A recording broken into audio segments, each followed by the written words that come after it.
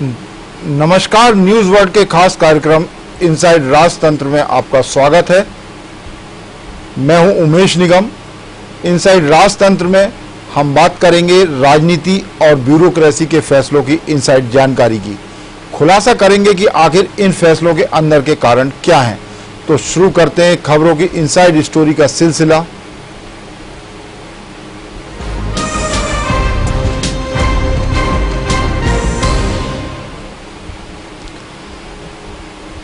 प्रदेश में एक और दिनों दिन जंगल घटते जा रहे हैं। वहीं दूसरी ओर बाघ और तेंदुओं की मौत के बाद भी इनकी संख्या में इजाफा हो रहा है। मध्य प्रदेश को टाइगर स्टेट के साथ ही लेपर्ड स्टेट का खिताब भी मिला हुआ है। मध्य प्रदेश में तेंदुओं की संख्या 4 साल में 1604 बढ़ गई है। वर्ष 2020 की गणना में 3421 तेंदुए मध्य प्रदेश के जंगलों में पाए गए थे। 4 साल की अवधि में मध्य प्रदेश के जंगलों में 62% तेंदुए बढ़ गए। इधर वर्ष 2018 की गणना में मध्य प्रदेश के जंगलों में 526 बाघ पाए गए थे। इस आंकड़े के साथ मध्य प्रदेश को दोबारा टाइगर स्टेट का दर्जा मिल गया। वर्ष 2006 में मध्य प्रदेश में 300 बाघ थे, तब भी मध्य प्रदेश के पास टाइगर स्टेट का दर्जा था। लेकिन वर्ष 2010 में बाघों की संख्या घटकर 257 हो गई, इसलिए टाइगर स्टेट का दर्जा छिन गया था। वर्ष 2014 में बाघों की संख्या एक बार फिर बढ़कर 308 हो गई थी। इसके बाद मध्य प्रदेश के जंगलों में बाघों की संख्या बढ़ने का सिलसिला शुरू हो गया था। लेकिन ऐसा नहीं है कि मध्य प्रदेश के जंगलों में बाघों और तेंदुओं के मरने और मारे जाने का सिलसिला थम गया। पिछले 4 महीने की अवधि में ही मध्य प्रदेश के जंगलों में 21 बाघ और 23 तेंदुओं की मौत हो चुकी है। इधर वन विभाग का अमला वन्य जीवों के साथ ही जंगल भी नहीं बचा पा रहा है। जंगलों का लगातार कम होने का सिलसिला माफिया के साथ मिली भगत और राजनीतिक दबाव की परिणति है। भारतीय वन सर्वेक्षण रिपोर्ट के अनुसार 6 साल में मध्य प्रदेश में 100 वर्ग किलोमीटर में से अधिक का वन क्षेत्र कम हुआ है।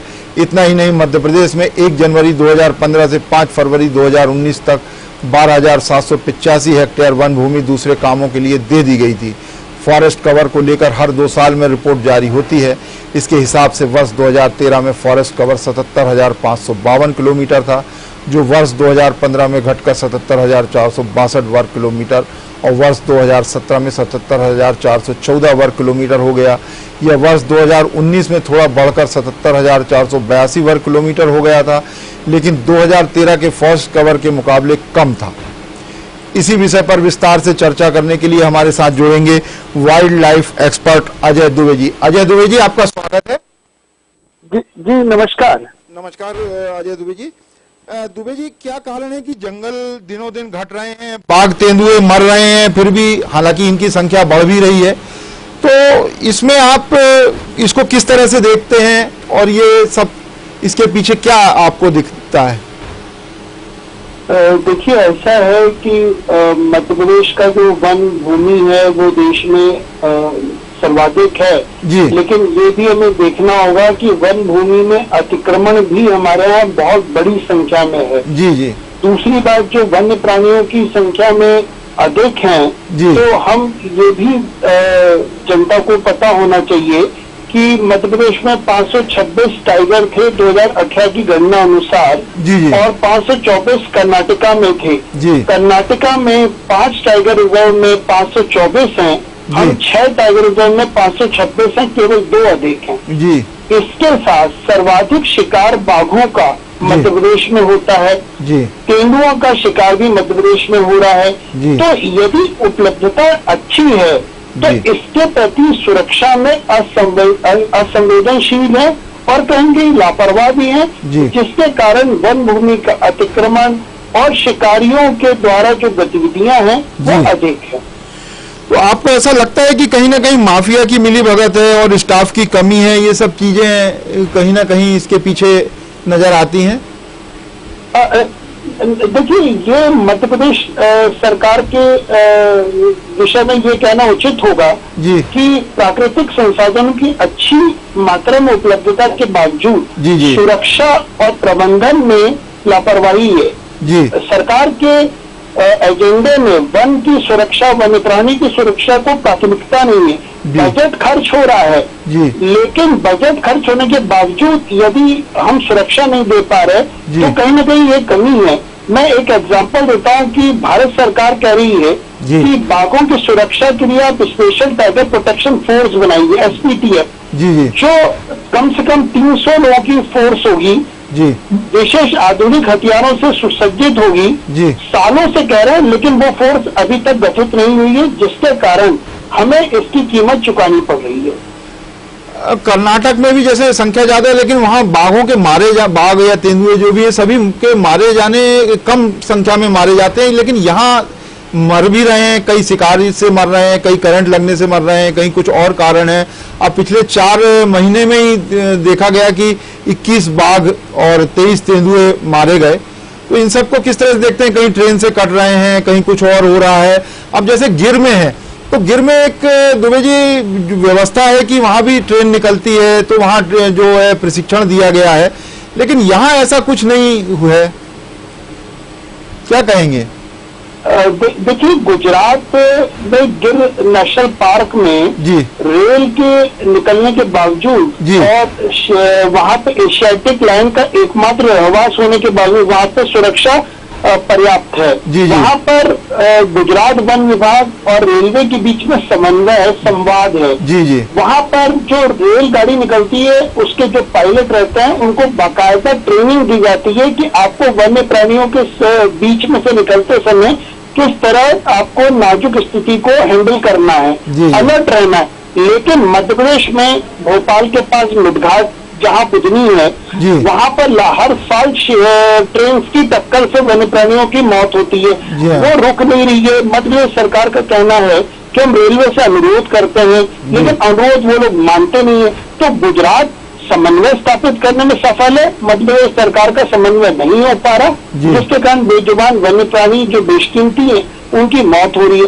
तो अधिकारियों को फील्ड पे उतरना पड़ेगा और जहाँ भी समस्या हो उसका टाइम बॉम्ब डिस्पोजल करना पड़ेगा, जो मध्य प्रदेश में नहीं हो रहा है। अभी जैसे जांच भी हुई थी जब ये बाघ मारे गए थे, तो जांच में भी वन विभाग ने पेंट्री कार के खाने और ये सब कई कारण बताए। हालांकि रेलवे ने इस बात से इनकार किया कि पिछले 1 साल से ट्रेनों का में पेंट्री कार में खाना आना बंद है, ये सब है। तो जांच में भी लीपापोती सब हो रही है, इसको किस तरह से देखते हैं आप? देखिए ऐसा है कि रेलवे ने जो स्वीकारोक्ति करी थी कि पेंट्री कार बंद है और रेलवे का जो आवागमन है वो भी कम हुआ है, लेकिन इससे महत्वपूर्ण पक्ष ये है कि यदि रेल निकलती है और वहां से कोई खाद्य सामग्री गिरती है तो वो शाकाहारी जीवों के लिए दिक्कत देगा। बाघ और तेंदुए जो हैं वो मांसाहारी है, उनको रेल से गिरे हुए जो खाद्य सामग्री उससे कोई मतलब नहीं है। हम लोग आंख बंद करके समस्या का समाधान देख रहे हैं, लेकिन ऐसा नहीं है। हमें आंख खोलनी पड़ेगी और सच को स्वीकार करना पड़ेगा, तो उसके समाधान के लिए जितनी भी उपलब्ध प्रयास है वो करने पड़ेंगे, जो मध्य वन विभाग जिसमें कि कहीं न कहीं उसकी कमी दिख रही है प्रयासों में। लंबे समय से वन विभाग में जो निचला अमला है, ऊपर तो अधिकारियों की भरमार है लेकिन निचले अमले की बहुत लंबे समय से भर्ती भी नहीं हुई है, ये भी एक बहुत बड़ा कारण है जो ध्यान नहीं दे पाते हैं, ऐसा लगता है आपको? बिल्कुल आप बिल्कुल सही कह रहे हैं कि मध्य प्रदेश के सतपुड़ा भवन जो वन विभाग का मुख्यालय है वहाँ भरपूर अधिकारी हैं, कम से कम 300 से अधिक हैं। और फील्ड पे जहाँ भी आप देखिए कि फील्ड में भर्ती न होने के कारण जो फॉरेस्ट गार्ड्स हैं उनकी कमी है। कहीं न कहीं जो फील्ड पे मैदानी अमला है उसकी कमी के कारण जो शिकारी हैं, अतिक्रमणकारी हैं, उनको काफी आसानी होती है वन और वन्य भूमि के नुकसान पहुंचाने जी, क्योंकि मैदान में तो यही सब सुरक्षा करते हैं और जाते हैं, मैदानी मोर्चा पूरा इनके हाथ में रहता है।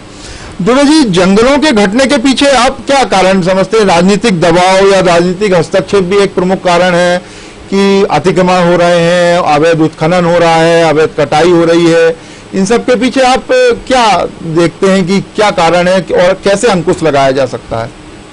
देखिए, वन भूमि में जो अतिक्रमण होता है वो स्थानीय राजनीति का दुष्परिणाम है। वोट बैंक की राजनीति के कारण अपने इलाके में वोट को बढ़ाने के लिए वन भूमि को कब्जा करवाया जाता है और वन विभाग के अधिकारी और कर्मचारी जब भी इस तरह के अवैध कब्जे को खाली कराने जाते हैं उन पे हमला होता है। ये मध्य प्रदेश के वन मंत्री के जो गृह क्षेत्र है खंडवा, यहाँ पर अधिकतर ये हमले देखने में आए हैं कि तीर कमान और अन्य हथियार जो पारंपरिक हथियार होते हैं उससे हमले हुए हैं और वन विभाग के कर्मचारी अधिकारियों पे उन पर जानलेवा हमले के बाद सुप्रीम कोर्ट ने भी इस बात पर सरकारों से जवाब मांगा था कि वन विभाग का अमला निहत्था क्यों रहता है। तो ये भी एक गौरतलब करने वाली बात है कि वन विभाग की जो फील्ड पर जो मैदानी अमला है उसको हमने छोड़ दिया है, लेकिन राजनेताओं ने अपना अतिक्रमण कराने के एजेंडे पर कहीं भी कोई कमी नहीं करी। सरकार उस पर कठोर है।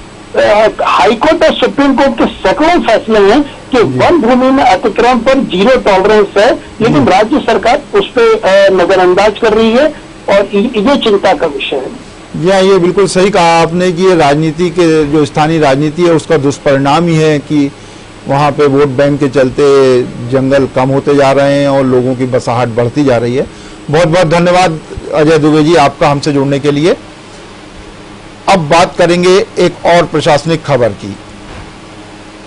प्रदेश में शासकीय कार्यालयों और सार्वजनिक उपक्रमों में पदस्थ कर्मचारियों को कोरोना संक्रमित होने पर क्वारंटाइन रहने की अवधि का 14 दिन का सवैतनिक अवकाश मिलेगा। इस अवकाश के लिए उनके सीएल और ईएल की छुट्टियां नहीं काटी जाएंगी। कोरोना संक्रमण की दूसरी लहर में काफी संख्या में शासकीय कार्यालयों और सार्वजनिक उपक्रमों में पदस्थ अधिकारी और कर्मचारी कोरोना संक्रमण के शिकार हुए। अस्पताल में भर्ती मरीजों को तो भर्ती रहने की अवधि का अवकाश मिल जाता है, लेकिन जो कर्मचारी घर पर ही 14 दिन क्वारंटाइन रहकर स्वस्थ होते हैं अभी तक उन्हें अपनी सीएल या ईएल से छुट्टी के लिए आवेदन देना होता था। इससे उन्हें अवकाश नकदीकरण के समय इन छुट्टियों का नुकसान उठाना पड़ता था। इसलिए सरकारी विभागों से सामान्य प्रशासन विभाग के पास मार्गदर्शन के लिए पत्र आ रहे थे। सामान्य प्रशासन विभाग ने सभी सरकारी महकमे को स्पष्ट किया है कि कोरोना पॉजिटिव शासकीय कर्मचारियों को घर पर 14 दिन क्वारंटाइन रहने के लिए 14 दिन का सवैतनिक अवकाश दिया जाए। इस अवधि में ना तो उनका वेतन काटा जा सकेगा और ना ही उनकी सीएल या ईएल के अवकाशों की अवधि के लिए कटौती की जा सकेगी। कोरोना आपदा के बीच एमपी की सरकार ने होम आइसोलेशन के लिए 14 दिन लीव विद पे से सरकारी कर्मचारियों के लिए 2 बड़ी योजनाओं का ऐलान भी किया है। पहली मुख्यमंत्री कोविड-19 अनुकंपा नियुक्ति योजना है, जबकि दूसरी मुख्यमंत्री कोविड-19 विशेष अनुग्रह योजना है। मुख्यमंत्री कोविड-19 अनुकंपा नियुक्ति योजना में प्रदेश के सभी नियमित कर्मी, कार्यभारित और आकस्मिकता निधि से वेतन पाने वाले दैनिक वेतन भोगी, तदर्थ संविदा कलेक्टर दर पर कार्यरत सेवक शामिल हैं। कोरोना के दौरान अगर इनमें से किसी का निधन होता है तो इन सबके परिवार में एक आश्रित को अनुकंपा नियुक्ति उसी पद पर दी जाएगी। जबकि मुख्यमंत्री कोविड-19 विशेष अनुग्रह योजना में ऐसे सभी सरकारी कर्मचारी जिनकी अपने कर्तव्यों की पूर्ति करते करते मृत्यु हो गई, उनके परिवार में पात्र दावेदार को 5 लाख अनुग्रह राशि प्रदान की जाएगी। अभी तक ऐसा कोई प्रावधान नहीं था कि लीव क्वारंटाइन होने पर वेतन नहीं काटा जाए, लेकिन सरकार ने अब ये सुविधा देकर सरकारी कर्मचारियों को अच्छी खासी मदद कर दी है। अब राज्य सरकार के सामान्य प्रशासन विभाग ने लीव विद पे का प्रावधान कर दिया है। सरकारी कर्मचारियों को कोविड-19 अनुकंपा नियुक्ति में भी पहले से ही सुविधाएं मिल रही थी।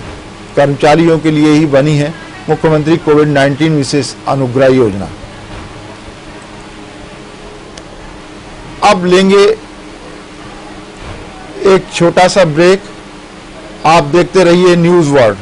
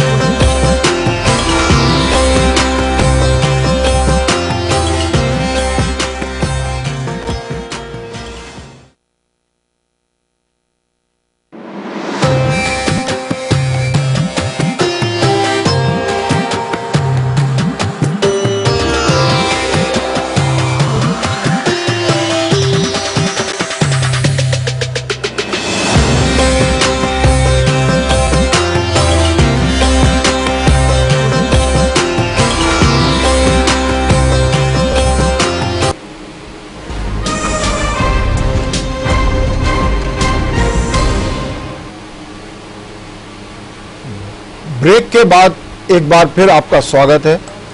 अब चर्चा करेंगे एक और प्रशासनिक खबर की। केंद्रीय ऊर्जा मंत्रालय की सख्ती के चलते बिजली टैरिफ पिटीशन पर स्टे हटवाने और अर्जेंट सुनवाई करने के लिए मध्य प्रदेश विद्युत नियामक आयोग हाई कोर्ट जबलपुर पहुंच गया है, जबकि विद्युत नियामक आयोग की बजाय मध्य प्रदेश की बिजली कंपनियों को स्टे हटवाने के लिए हाई कोर्ट जाना चाहिए था, लेकिन ऐसा नहीं हुआ। मध्य प्रदेश विद्युत नियामक आयोग ने जबलपुर हाई कोर्ट में बिजली के टैरिफ बढ़ाने के खिलाफ लगी याचिका के स्टे पर अपना जवाब पेश कर दिया है। हाई कोर्ट जबलपुर में इस मामले की सुनवाई 9 जून यानी कल बुधवार को होगी। मध्य प्रदेश पावर मैनेजमेंट व तीनों विद्युत वितरण कंपनी ने वित्तीय वर्ष 2021-22 की बिजली दरों में वृद्धि के लिए विद्युत नियामक आयोग को टैरिफ पिटीशन सौंपी थी। इसमें 2,629 करोड़ रुपए के घाटे की भरपाई के लिए औसत रूप से 6.23% बिजली की दर बढ़ाने की अनुमति मांगी गई थी। इसी साल जबलपुर हाई कोर्ट में बिजली की दरें बढ़ाने के खिलाफ तकनीकी पॉइंट लेकर एक जनहित याचिका लगी थी। हाई कोर्ट में सुनवाई के बाद 16 मार्च को बिजली टैरिफ पिटीशन पर स्टे दे दिया था। हाई कोर्ट में बताया गया था कि विद्युत नियामक आयोग ने जन सुनवाई के लिए लोगों को पर्याप्त समय नहीं दिया। 8 मार्च तक इसके लिए दावे और आपत्ति बुलाई गई थी और अगले दिन ही जन सुनवाई कर ली। लोगों को आपत्ति दर्ज कराने का समय नहीं मिला। इसके अलावा आयोग ने वेबसाइट पर टैरिफ पिटीशन हिंदी में डाउनलोड नहीं की। हाई कोर्ट के द्वारा स्टे देने के बाद विद्युत नियामक आयोग और मध्य प्रदेश पावर मैनेजमेंट सहित तीनों विद्युत वितरण कंपनी स्टे हटवाने के लिए तत्काल सक्रिय नहीं हुए। करीब 3 महीने की अवधि हो गई। इधर केंद्रीय ऊर्जा मंत्रालय ने सभी राज्यों के विद्युत नियामक आयोग से पूछा कि किन किन राज्यों ने बिजली टैरिफ जारी कर दिया है। मध्य प्रदेश विद्युत नियामक आयोग ने स्टे का हवाला दिया था। केंद्रीय ऊर्जा मंत्रालय ने आयोग से कहा कि वह स्टे को हटाने के लिए तत्काल प्रयास करे। इसके बाद ही विद्युत नियामक आयोग हरकत में आया और आनन फानन में जबलपुर हाई कोर्ट में बिजली टैरिफ पिटीशन पर स्टे हटाने और अर्जेंट सुनवाई करने के लिए आवेदन दिया गया। बिजली के बिल में वृद्धि के प्रस्ताव के खिलाफ जबलपुर हाई कोर्ट में याचिका लगाई थी।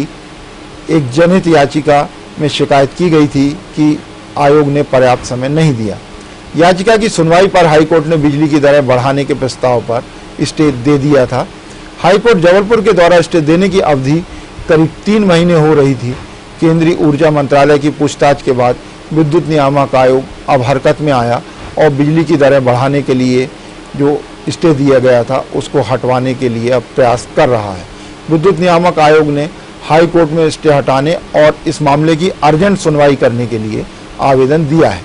बिजली कंपनियों ने 6.2% बिजली दरें बढ़ाने का प्रस्ताव दिया है। अब बात करेंगे खास सेगमेंट चलते चलते की, जिसमें राजनीति या ब्यूरोक्रेसी के क्षेत्र में चर्चित प्रसंग की बात की जाती है। तो आज पुलिस महकमे से जुड़ा एक बेहद रोचक प्रसंग खासा चर्चा का विषय बना हुआ है। अपनों की मौत से पुलिस महकमे की आजकल नींद उड़ी हुई है। महकमे में ऊपर से लेकर नीचे तक के मुलाजिम मौत के कारणों की खोजबीन में जुटे हैं। दरअसल कोरोना की पहली लहर की तुलना में दूसरी लहर में काफी ज्यादा पुलिसकर्मी काल के गाल में समा गए। पहली लहर में कोरोना से संक्रमित होने के बाद अलग अलग स्तर के 35 पुलिसकर्मियों का देहांत हो गया था, लेकिन दूसरी लहर में अभी तक 45 पुलिसकर्मी की मौत हो चुकी है। पुलिस के साहबानों को यह चिंता सता रही है कि पहली लहर में वैक्सीन नहीं थी, जबकि दूसरी लहर के पहले ही वैक्सीन आ चुकी, फिर भी पहली लहर की तुलना में दूसरी लहर में ज़्यादा मौत हो गई। इसलिए PHQ से सभी जिलों और सभी थानों में फरमान पहुंचा। पूछताछ कर जानकारी इकट्ठा की जा रही है कि थाने में पदस्थ हो पद क्या है, कोरोना संक्रमण से पॉजिटिव हुए तो कब और वैक्सीन दोनों डोज लगाने की तारीख क्या है। इतना ही नहीं, यह भी पूछताछ हो रही है कि वैक्सीन लगी तो कौन सी, नहीं लगवाई तो क्यों और कारण बताएं। इस शुरुआती पूछताछ में चौंकाने वाले खुलासे हो रहे हैं। पूरे प्रदेश में ऐसा कोई थाना नहीं मिला जहां 100% पुलिसकर्मियों ने वैक्सीन के डोज लगवाए हों। अचंभे वाली बात तो यह है कि राजधानी भोपाल में ही कई ऐसे थाने हैं जहां पुलिस के जवान तो छोड़िए, TI ही वैक्सीन का एक भी डोज नहीं लगवाए। दरअसल सरकार ने पुलिस वालों को फ्रंट लाइन वर्कर घोषित कर रखा है और इन सभी को सबसे पहले वैक्सीन लगवाने की व्यवस्था की गई थी। फिर भी अभी तक 100% वैक्सीन नहीं होना चिंता की बात है। ये तो शुरुआती पूछताछ की जानकारी है, पूरी जानकारी आएगी तो और बड़े खुलासे होंगे। इनसाइड राजतंत्र में आज बस इतना ही। कल फिर मिलेंगे राजनीति और ब्यूरोक्रेसी के कुछ नए फैसलों की इनसाइड स्टोरी के साथ। तब तक के लिए मुझे दीजिए